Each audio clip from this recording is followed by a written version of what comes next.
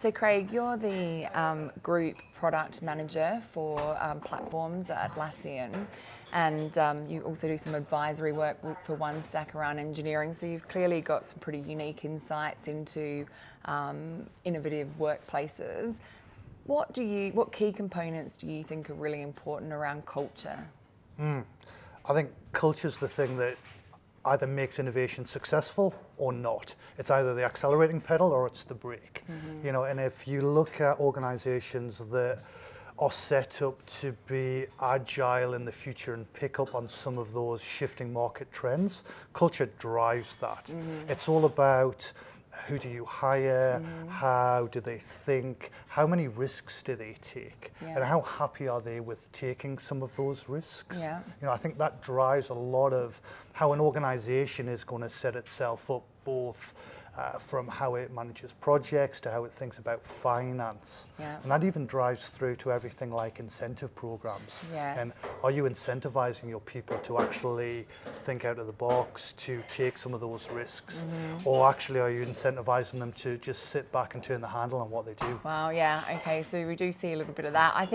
What key characteristics or behaviours do you think are helpful to people that lead teams that have to be highly innovative? Because I think, you know, we've definitely seen some change in that area. What would you say would be, say, the top two things you'd look for in a leader that's going to help drive one of your teams? I think leadership has changed. Leadership used to be about that firefighter who would go into a team, know all of the answers, come up with a solution, and then walk away and let the rest of the team deliver that. We're no longer like that.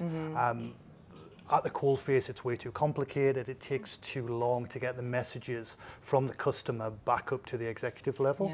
So nowadays, leadership is much more about helping your teams to be successful, taking away those blockers, but also taking on the personal risk of your team's failing. Because we all know that no team is ever going to be successful 100% of the time. So as a leader, you need to be able to take on that risk and let some of your teams fail, basically put an umbrella over the top of them and shield them from some of that organizational stress that we tend to see.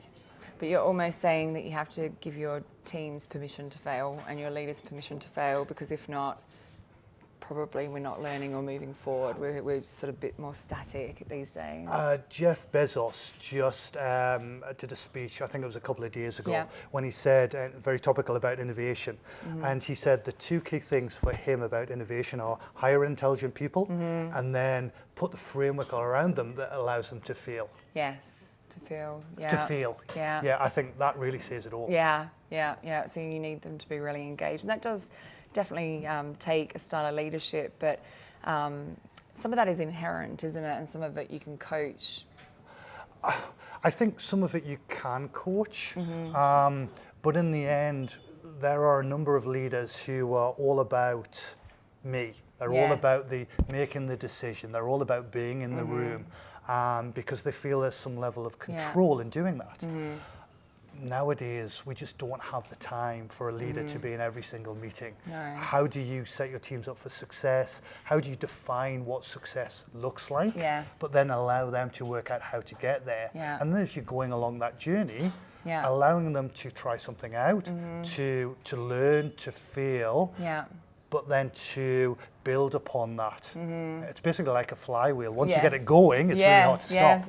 But actually getting it going is really hard. As you said, if you're not hiring the right people and getting the right leaders in place, then that becomes, you know, a real problem. And I think people need to feel engaged and inspired and empowered. And I think that does take certainly a special type of leadership, which is less command and control, which is probably a little bit more traditional where we've seen management lie. It is, and for a leader to walk away, or rather step away from that command and control. It's a conscious thing, isn't it? It is, especially when it comes down to the pure incentives, where you know, maybe their bonus is based on hitting a target. So they don't want anyone to fail in exactly. a way. They want to get their hands around that. But we're not moving forward because no one's learning and sort of, And you're really slowing them down. How many teams can a leader actually put their hands around and be involved with day to day?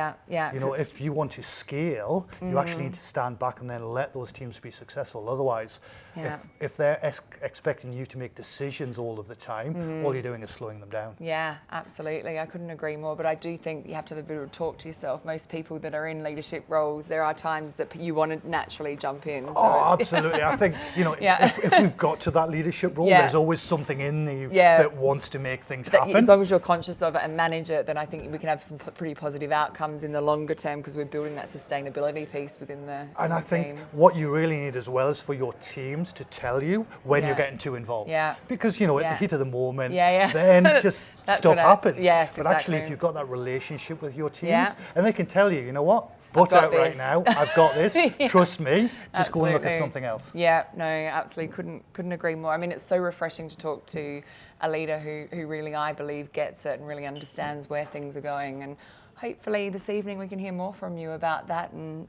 help to, I guess, elevate that discussion and get people to open up their minds to perhaps managing and leading in a different way. I'm looking forward to it. Thank you. Thanks. Thank you, Craig.